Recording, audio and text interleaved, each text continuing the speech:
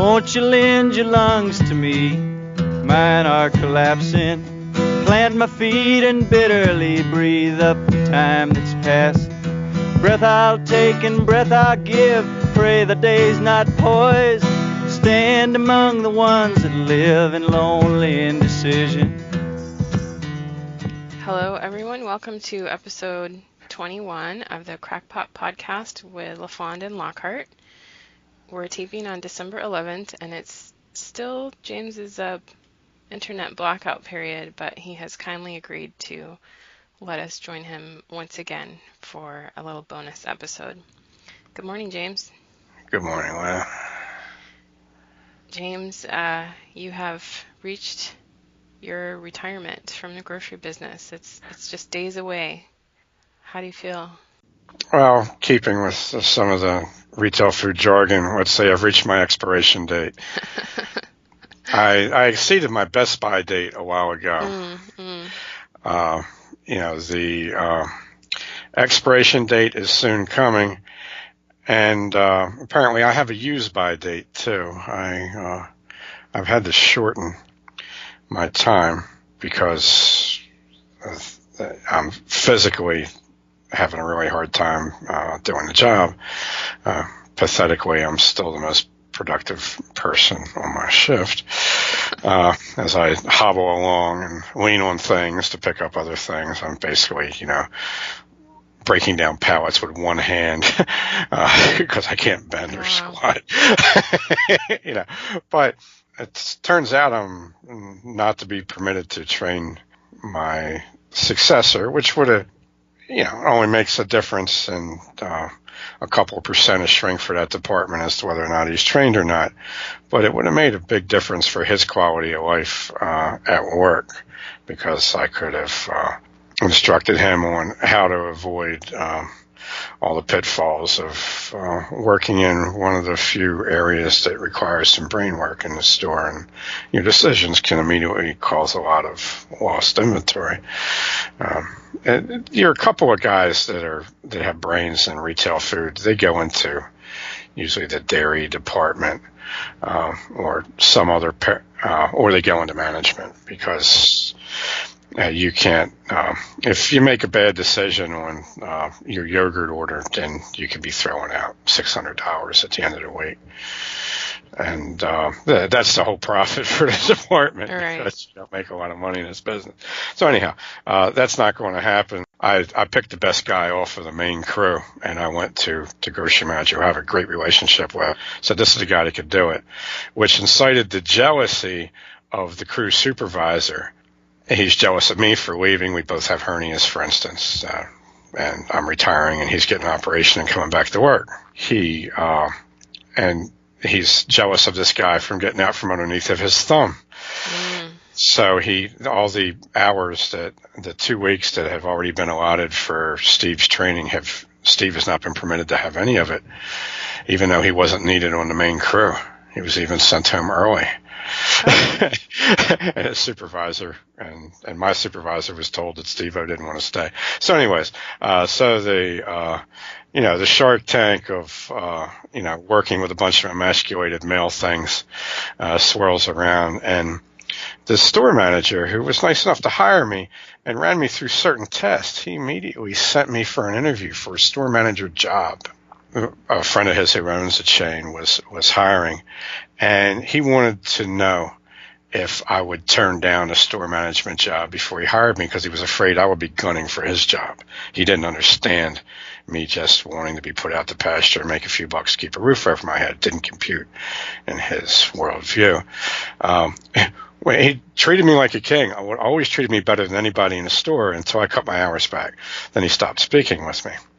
And for the last 2 weeks on the job, I just told them I can't make it beyond Christmas.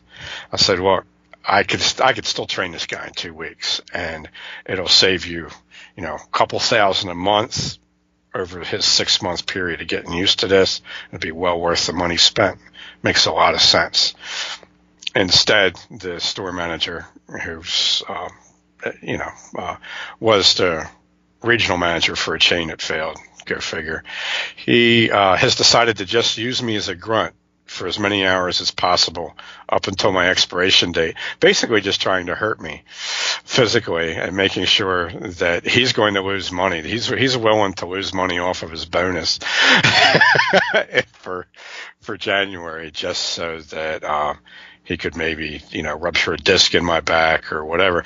This is a guy that was running the company that I worked for when I suffered a central disc herniation. And immediately what they did when I came back to work was they sent me to the hardest store in the chain, in which 6 young guys had physically failed to be able to do this particular job. It was a frozen food section that did 60,000 a week, and you're just talking about a huge amount of lifting. It's you're talking about processing 4 tons every night for 6 days a week, by hand, by yourself. So this is the business I leave, and good riddance. My use-by date is just about done. At whatever point I don't feel like I could safely defend myself when my hip gets that bad, I just won't go in anymore. I'm not going to get snuffed by hood rats, for a couple of bucks at the end of my dubious career. So that's it. That's the recap of where I am. I should be posting, a couple of things, not much, on the week between Christmas and New Year's, because I'll no longer be working. So there's my monologue on everything current. Well, I think that I'm not terribly surprised that it kind of gone south in the last few weeks, because I've quit a few jobs myself, and it just sounds kind of familiar, that you're trying to leave things in a way that would help those who stay, but your boss just wants you to shovel as much work as you can and get the hell out. So that's what you should do. Yeah. So that's it. I mean, I've typically in this, I'm still being treated fantastically well compared to other people who quit retail food jobs. Usually, they just fire you immediately, and they'll have the security guard walk you out and make you look like a criminal and all this stuff, if you even give them the courtesy of 2 weeks' notice. So these people have at least, the guy immediately above me and the people above the store manager have been really kind, but the guy parallel with me and the store manager, it gives you an idea of how corruptible our types of work systems are, how our workplaces are, because structure. My immediate supervisor and the people who own the place all want one thing, and I want the same thing, and some people at my level want the same thing, and we're willing to work together for it. But it only takes a couple of people that have partial influence to actually manipulate the system, so that you'll have a negative outcome against the general interest. Right. So this doesn't, it gives you an idea why things are, why it's so difficult to do good politically, for instance. Yeah, it's so easy to sabotage any kind of good move. Right, and this is a situation where the sabotage actually goes against the interest of the people sabotaging it. Yeah. Because it's just going to make their life rougher, and they know it. Yeah. So, but they're still willing to feed their spite. And I know these guys well. I've worked with them for years, worked under them, worked side by side with them. And this, to me, is the product of social emasculation, extreme emasculation. Yeah, and just I think it's also partly the separation from responsibility or from personal investment, that you can find a way to make everybody suffer together because one guy wants to make a bad decision. I used to tell my staff when I was managing in the accounting and the finance business that people, because they would fret, they would wonder, if everything's going to fall apart when I leave. I would tell them, we might miss you for a week, but everybody here will forget your name within a month. So don't feel bad. If it's time for you to leave, you need to leave and go find something else to do. So that's how I feel for you. You shouldn't feel bad. You put in a lot of hard work. Oh, yeah. At this point, I've done due diligence as far as my loyalty to the owners who've been good to me. Yeah. I've continued to do what I can for my immediate supervisor, who's been good to me, and the guy that's taken my place. At this point, the only thing I'm trying to do is to make it smoother for him. Right. That's all, and only so long as it makes sense for me physically. I'm not going to go till I rupture a disc. No, definitely not. Or tear my other knee. I'm not going to do that. I'm working with 2 sprained ankles, a torn meniscus. My doctor thinks I have 2 hernias that I could actually manage if I don't do anything stupid. Yeah. Without getting surgery.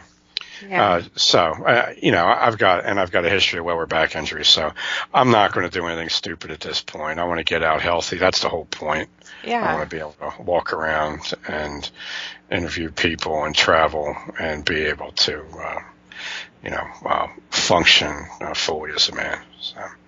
Well, this is a hard time of year because the cold weather is not good for you, and also because it's super busy at grocery stores for the holidays, right? So it's like you're putting in the hardest time. Yeah, it's crunch time, and Yeah. Retail food, this is your opportunity to lose money. You don't make any additional money on the holidays. Oh, no. As far as your net. Now, your gross is supposed to go up. It may not. The guy down the street might sell turkeys for cheaper, and you're done. And then you lose volume and you lose margin. The pressure to compete with the other retail food outlets guarantees that you're not going to make any profit through the holidays because of things you have to do with your pricing structure and extra staff you have to have on hand. So you're trying to minimize the disaster. And so it's often a choice between, am I going to lose more gross or am I going to lose more net? So the supermarket chain is a failed business model. Yeah. As far as I know, all supermarket chains have been acquired by their wholesalers. That means that they have failed. And I've worked for one chain that during the time I was there, it was acquired 4 times. It failed 4 times. It's failed 7 times over its life. The biggest regional supermarket chain in Maryland has been acquired by a Dutch company. The companies that exceed 3 locations that I know of have all either had to join a co-op or sell out to a wholesaler. So it's not, you can have 1 or 2, maybe 3 supermarkets that you gear towards specialty grocery, maybe fixing meals for people in wealthy neighborhoods or selling a lot of high sodium, high sugar content food to people in poor neighborhoods. And they can survive. They don't really make a profit. Supermarkets, at the end of the year, for every $1, they net between a half a penny and 2 pennies. You have your choice of models that'll slide along that scale between a half a cent and 2 cents on $1 after your expenses. For instance, the gas and electric bills in these places are ridiculous. Yeah. And you have your rent. You might have $1 million worth of rent a year for a $14 million store. Then you've got a gas and electric bill that's $30,000 a month, and you're 27. You're usually shooting for a 27% margin in the center store. That'll get nicked all the way down to a half a cent. Wow. By the end of the year. So what supermarkets and grocery stores do is they provide jobs. And for the most part, the people that own them, it's just a way to have a job. Yeah, for them it's not much different from That's just a it. job, They're on the payroll at the end of the year. There might be something left to buy some refurbished equipment from another company that recently failed. You can go to the auction and get a new cold salad case or something like that because the guy down the street went out of business. So that's where that is, that business. And, I'm glad to be heading out of it, but I did learn a lot of things about people while I was in it because as I told my new employees, I think aside from certain types of serial killers and third world dictators, everybody goes into supermarkets. So you get to run into just about everybody there is. Yeah, it's true. Well, I'm happy that you're done. I think it's going to be interesting, great to see your writing, how it changes, and just to see what kind of new routine you come up with. And it's great. I think it's a great thing. I'm happy for you. Well, thanks for helping me analyzing my my writing. Yeah, James schedule. now submits his time cards to me. So I can That's right. Yeah, I'm a born slave from a long line of white slaves.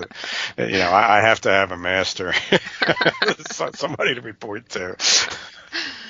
Yeah, that's good. That's important. Well, somebody cares what you've been up to. That's another way of thinking about it, right? Yes. Okay. Well, I'm happy you're saying goodbye.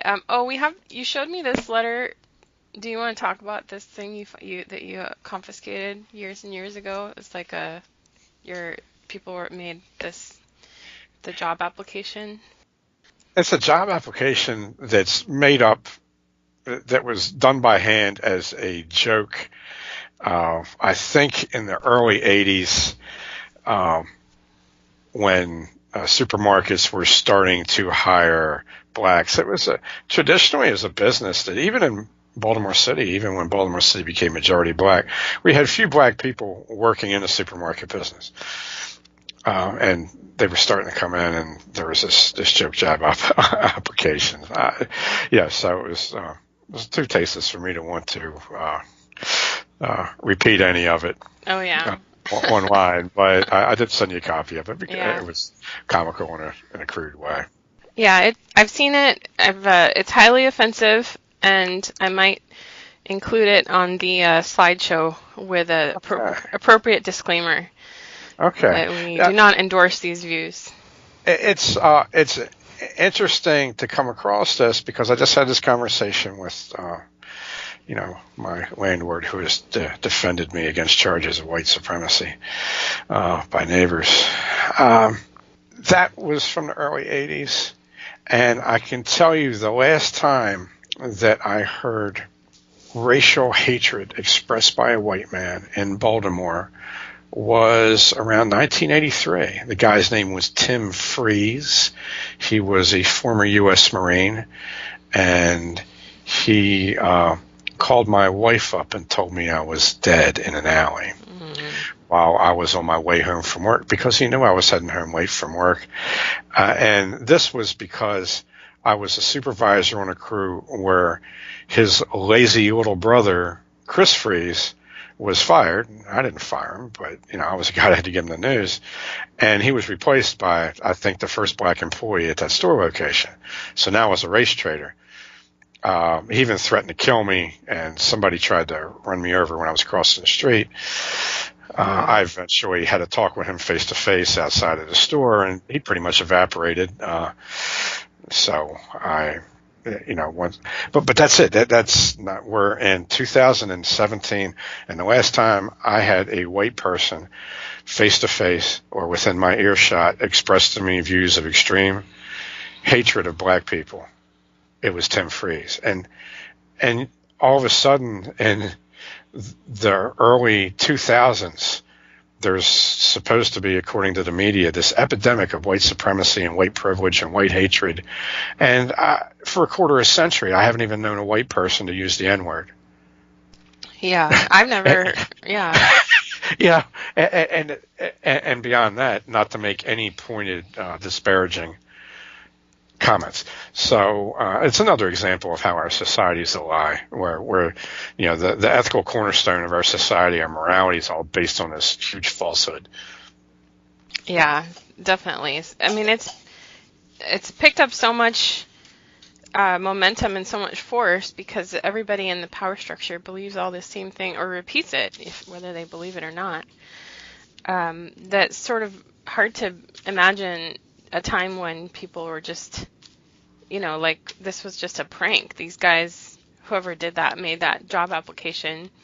Right. They probably didn't expect to lose their job, or did they get did that person get fired? Whoever made it? It was just found laying around in a okay. workplace. Okay. That's somebody. Maybe they did it on their lunch break. Who knows? Yeah. So You know, and in my office job, it was never anything racial by any means. It was more just on the nature of the job. But you know, we'd prepare kind of those type of prank documents and diagrams about how to do the job they were just jokes. You know, it wasn't nothing, but it's just the kind of thing. It's in that vein. I mean, that's obviously it's racially. Sorry, everybody in my house has a sore throat right now. Wow. But anyway, I see it as a prank. It has obviously racial motivation, but it's the kind of thing people do. Right, and I can still remember the days when white men tried to kill me. Right. Because I treated black men not with favoritism, but as somebody that deserved a fair shake. That's it. Right. And that was enough for a white man to want to kill me when I was a young man. Now, all the white men I know, just about all the white men I know, constantly talk about the evils of white racism and that, you know, we've got to do more for people. And I'm being routinely attacked by young black men who in the past didn't try to attack me, but now will impulsively just see me out of the corner of their eye with a cane and then make a beeline for me. They'll stop going to get their dinner to maybe go beat up some old white guy. Just off the cuff. It makes me so angry that happens, because it in every culture, normal person would see someone with a cane and seek to help that person, but to see you as a better target, a preferred target, because you're obviously physically impaired, is just infuriating to me. Well, which brings me to something that I'm not going to bother writing it in a book because I put it in so many books before, but I got another question about the last time a hood rat tried to get me. Is actually when I jammed my hip, misstepping coming off the bus. He was headed in a different direction, and when he saw me get off the bus with a cane, he actually made a beeline towards me. And to make certain he was doing this, I actually headed in another direction, and he altered his course to follow me. So I turned, and just me standing and facing him, leaning on my cane, was enough to break off his immediate attack on me. Then he backs up into a corner between a bus shelter and a wall to let me walk by him. This guy's 1820, 6 foot 6'2", 180 pounds, and I'm having trouble walking. Yeah. You know, so I'm going to have to cut this guy, and that's basically the end of my life. So I'm looking at this, and I just said, I'm not having him jump on my back. I'm not going out this way. So I walked across the street at him. I palmed the razor that is in the wallet in my back pocket. In my right hand, I can open a box cutter in my hand while still keeping the hand closed. And so I'm hiding my right hand, and I'm dragging myself towards him on this cane across the street, this dark street. This is like I'm a zombie in some 1970s Dawn of the Dead movie or something. I'm almost crawling towards this guy with this razor in my hand, and when it gets to the point where I'm going to drag myself up onto the curb and go at him, he runs in yet a fourth direction. And runs away from me, which led me to believe that he thought that I had a firearm, some kind of small pistol in my hand, because he could have easily walked away from me. I mean, he had to wait for me to drag myself to him. There's no conceivable way I could pursue him with a hand weapon. So he must have thought I had a firearm or something. A friend of mine who is a martial arts instructor thought that what I did was unethical and unwise. He compared it to the movie Dr. Strangelove, where the Russians built a doomsday machine and didn't tell anybody, so it had no deterrent value. So he's telling me, you've got this razor, you're ready to cut him in the throat. I've seen you stab people in the neck with blunt knives and like knock them out in front of my students before, and so I know where this is going. Why wouldn't you give this guy a heads up and say, look, you're about to get cut, let's end this?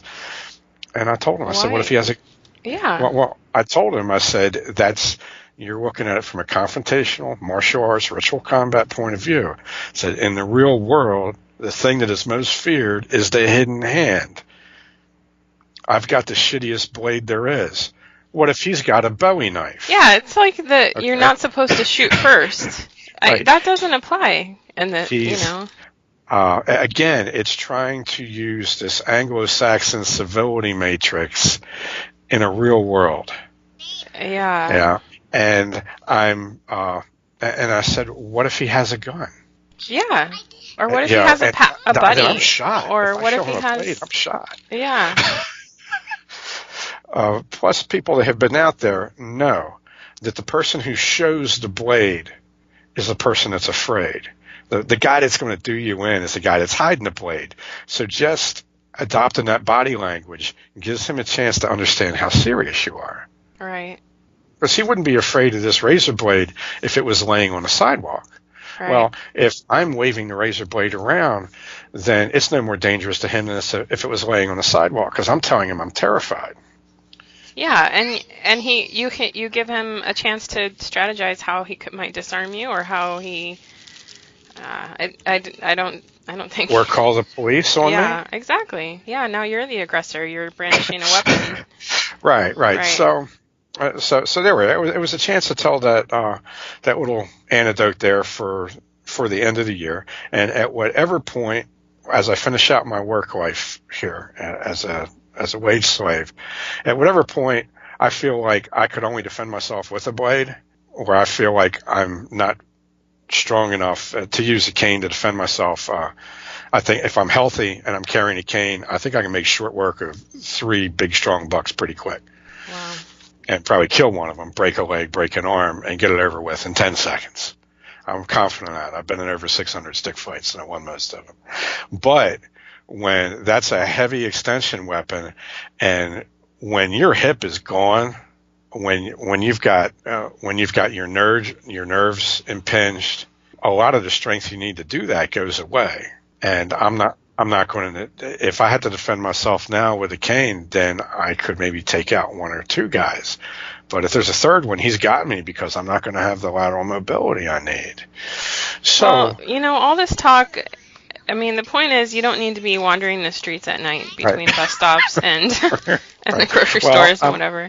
I'm going to, for as long over these next 2 weeks, as I feel like I can still effectively defend myself with a cane against 2 or 3 healthy men. And right now, I think I can. Yeah. But if it gets to the point that I feel like I can't, I'm not going to spend my last week as a wage slave getting locked up for shanking some martyr child of the state. I'll just stay home and do my therapy and do some writing. So that's it. That's vile sewage under the bridge of life. Well, it's a loss to the grocery industry and a loss to the Harm City crime blotter. But it's a gain for all of us that enjoy your writing. Oh, well, thank you. Yeah. Would you like to hear about my first day on the job at a supermarket? Yeah, as a farewell? I want to hear how the illustrious career got started. Because it absolutely predicted how my career is ending. Oh, there's some symmetry. Let's hear it. My grandfather dropped me off in a pair of dress shoes that were ill-fitted to my feet 12 miles out of town. And he said, this is U.S. Route 1. It goes from Key West, Florida to Maine. He said, you only have to walk on this road until you find a job. So hopefully it's not going to be that far. So you've been on foot ever since? Right, so I'm 18. So he sends me walking down this road, and he informed me. He said that he walked 17 miles one way every day when he worked as a painter in the 1920s and 30s. That is a long way. Yeah, so I had no room to squeak.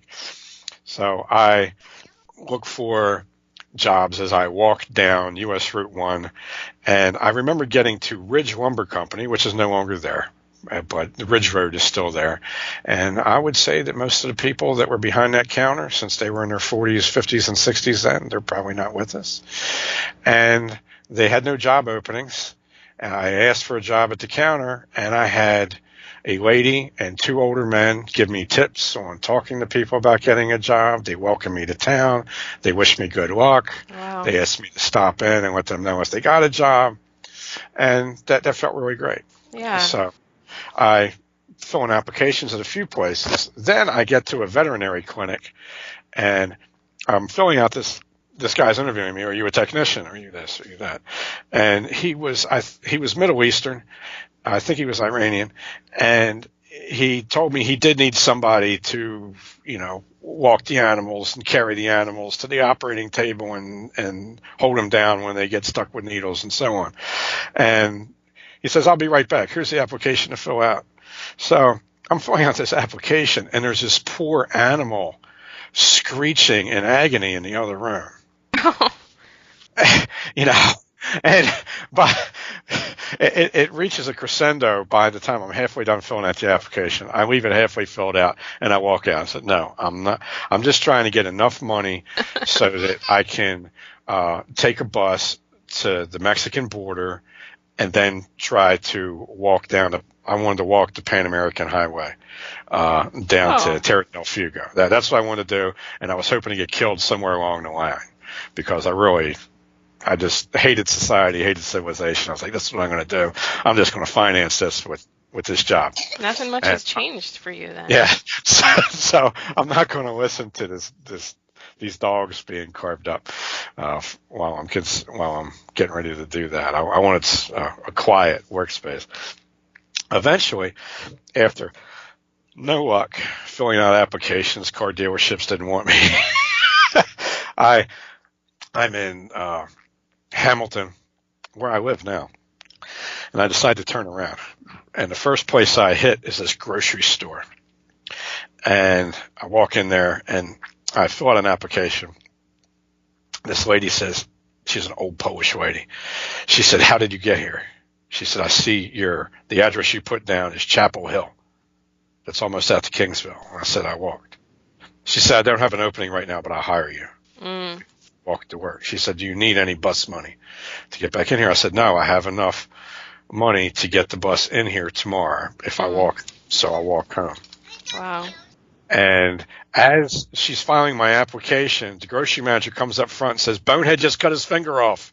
Bonehead's real name was Pat Palmieri, but he was known by one and all as Bonehead. That's the only thing anybody ever called him, except me. I ended up calling him Pat.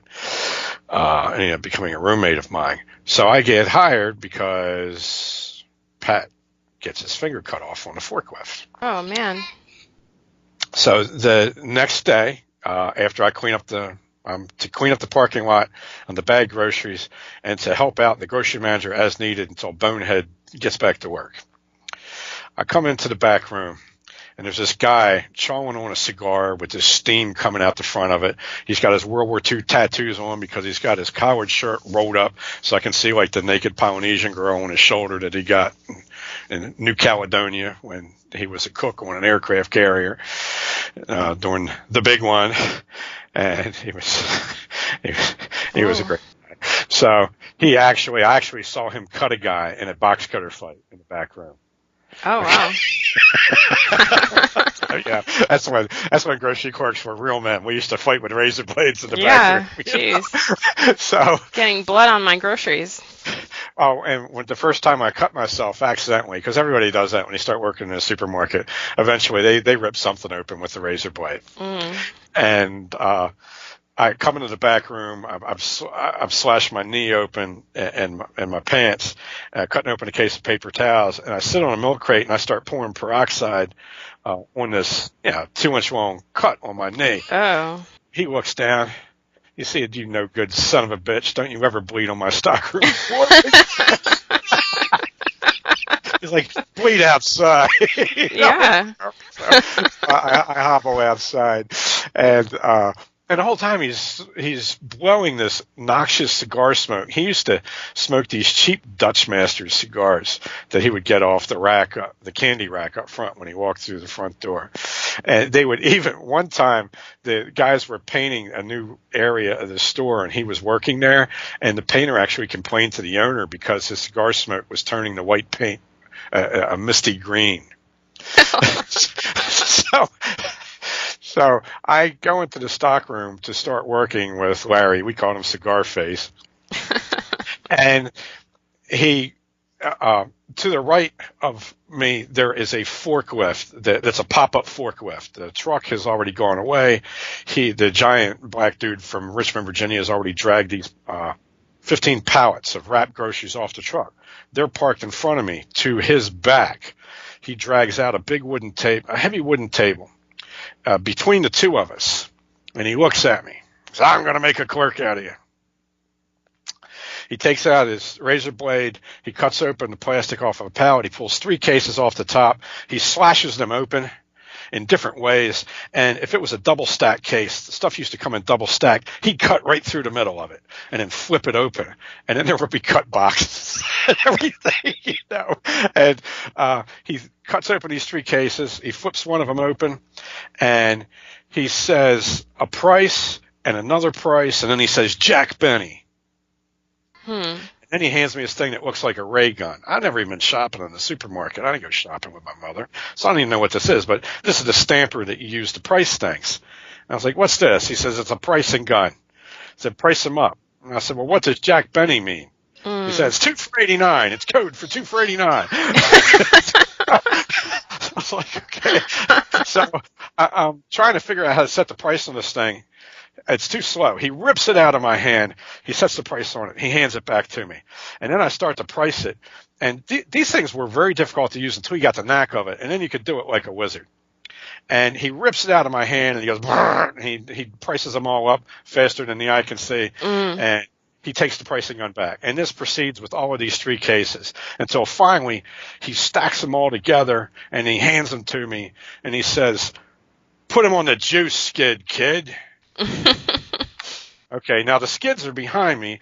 This is actually a wine production system that was invented by the owner's son, who had a doctorate in physics. Oh. It's actually a very efficient way of processing groceries. He designed and built these mini skids that you could drag out on the floor of a small supermarket, and they would fit between the legs of a pallet jack. And I think it was 27 was how many of these mini skids that were lined up empty against the wall underneath a rack that has no labels on it across from these pallets. And as we cut and price each pallet and it disappears, we drag the table down another 4 feet and we do it again. So I get the idea that these cases are going on one of these little skids over there, even though he didn't explain it to me. I said, "Okay, I'm afraid to ask this, sir, but which one is the juice skid?" He looks at me. He almost bites the cigar in half. He says, "God damn it, kid. Do I have to tell you everything? It's right next to the mayonnaise skid." Well, all the skids are empty. There's no product on any of them, and there's no labels. Okay, so this is my introduction to the supermarket business. Then he takes me out into the aisle, and he said, "You see this shit?" And he's pointing at this canned goods shelf. He said, "This is what these college faggots do at work in the evening." He said that the faggot boss's son, who's got his highfalutin doctorate in physics, hires all these faggot college kids. They aren't worth shit and they can't do anything right. So instead of level the shelves down so I can order it, they face them up. He said, "I want you to level them down." And he actually shows me how to level them down. So I'm doing it. I was like, okay, this is real simple. I can do this, and I'll turn it into a workout, and I'll be faster at this than anybody. I'm a couple feet down the aisle, and the old man, who's pissed off at the wife for hiring me, because until I walked in the door, she hired the women and he hired the men.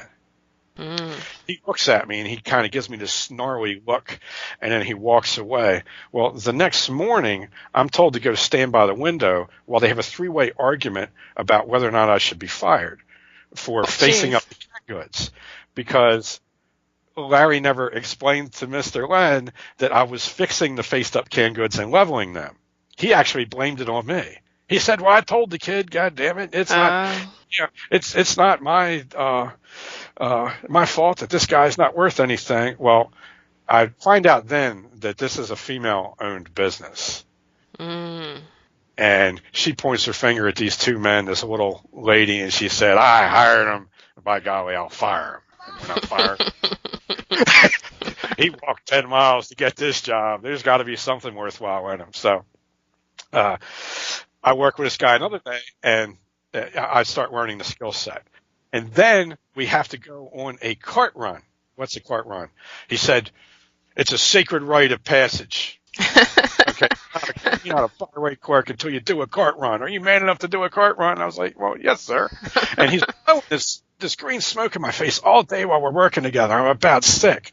He said, okay, kid, time to go to lunch. I said, well, I'm not really hungry. I'm going to go out back and do some stretches. He's like, what are you gay? You a ballerina or something? No, it's time for lunch. You don't go on a cart run unless you go to lunch first. I was like, okay.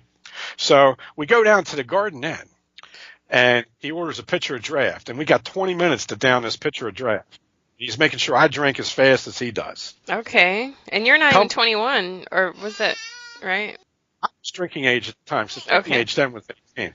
So I come back. I'm not a drinker then. I didn't start really drinking until I got rid of the management job like 6 years ago. So I'm already half drunk. And we come back there, and we pretend to work in the back room for about 15 minutes while he sings or he writes this order to like a tune. And, I'm just like, this, no wonder there's so much stuff in the back room that's not selling. This guy's like, we're actually like, using the order book like, what those symbols they use in music class. Like a hymn book or something. That's what he's doing. Yeah. So he's like, all right, time for the cart run. So we get in this old 1968 van, and it looked like one of those hippie minibuses. And we go around the neighborhood to pick up shopping carts that people have taken home. Oh. And these things are very expensive. Yeah. Shopping cart costs like $250, for instance, right now. Supermarket need 150 of them. So that's a lot. Now, there's only 7 people that regularly take these shopping carts away, but Larry has talked a couple of his cronies that work during the day to kind of take shopping carts off the lot with them, because if he can get a van of 16 shopping carts and he reports to Mr. Lynn that there's 16 shopping carts in there, he's got an excuse to be away for an hour and a half. Oh. Works me like a dog. I'm throwing these shopping carts in the back. He's yelling at me, faster, faster, faster.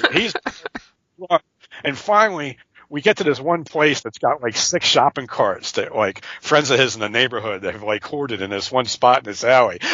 And I throw these things on the back of the thing. I get in, and in 20 minutes we're done. So now we got an hour and 10 minutes at the bar. And he's pumping me, breathing this cigar smoke in my face and telling me about World War II, about the Japs. Wow. Off of Iwo Jima. Well, he's cooking turkeys. Coming after him. And by the time we get back to work, I'm annihilated. I'm drunk. I've had a couple of pitchers of beer. And he gives me something easy to do that I can do while sober, so the word doesn't get out, because he informs me that I'm a lightweight and I need to, he's going to train me up to the point where I can knock back a few pitchers of beer and nobody will ever know. So that was my first 3 days in the supermarket business. And then I end up taking the bus out of town to where I was temporarily staying with my mother until I started renting a room above a bar called the Wilkins House with these drug addicts and drunks. And I on the couch with my Bowie knife. It was like an open apartment. Anybody that knew Ron Bone could come in at any time of day or night. And if he happened to be doing terrible things to some woman in his room, they would just politely wait out in the main room where I lived. Oh, good. I was like his creepy little attack dog. He told me I was some insane guy that lived in the woods until he found me, and I let him live on the couch. And, Yeah. So that's it. So that was how I got started in Baltimore in the supermarket business, all at the same time, the same 3 days. And here you are, closing it out. It's going to be a new chapter. Right, so I will endeavor to get a lot of these books done. Yeah. During this summer. And there'll be fewer Harm City books than there used to be. I'm still going to be living in and around Baltimore. Mm-hmm. So you could expect maybe 1 Harm City book a year, maybe 2. It's not going to be what it's been every few months. Well, yeah, you know, I think that you don't need to be out and about at night, and looking for trouble. I mean, I know you're not looking for trouble, but I think to me that's a big part of it. Is I know that the labor is hard, but also commuting in the dark is just not. It's okay for you to stop doing that. What I want to do, well, I'll be training at a boxing gym regularly and getting in shape. And my decrepitude has nothing to do with my fighting. It's all due to this ridiculous amount of physical labor I've done in the grocery business. Because I've usually worked at the benchmark is 200 pieces. That's the old 70s benchmark. The current benchmark is 140. Nobody hits it. It's usually 120 pieces a night. That's what the guys in their 20s are doing now. Through most of my time in the supermarket business, I did 400 pieces a night. I'm still doing 200, even though I'm essentially And it's not just how much you're doing, but the fact that you're doing it every night and without time to recover. Well, the only reason why I lasted this long is because I'm not doing it every night. I'm myself back to part-time. Yeah. But I plan on getting in good shape. I would like to actually have one last fight in the summer. If I can get in good enough shape so that it is not a blemish on the honor of the young man I'll be fighting. Okay. To beat me up. If I'm not in good enough shape to actually make a competitive go at it, then I won't do it. I'll have Big Ron test me out and let me know if he thinks that I'm up to fighting this guy that he sparred with. The other thing I want to do is write Harm City books about places where I travel to. Yeah, that's a good idea. And has offered to show me all the various high crime areas of New Jersey. Oh, beautiful. So what I intend on doing is after I get in shape and spring breaks, I would like to spend a week or so out on the buses at night in Baltimore City, generally making a survey and seeing where things have gotten.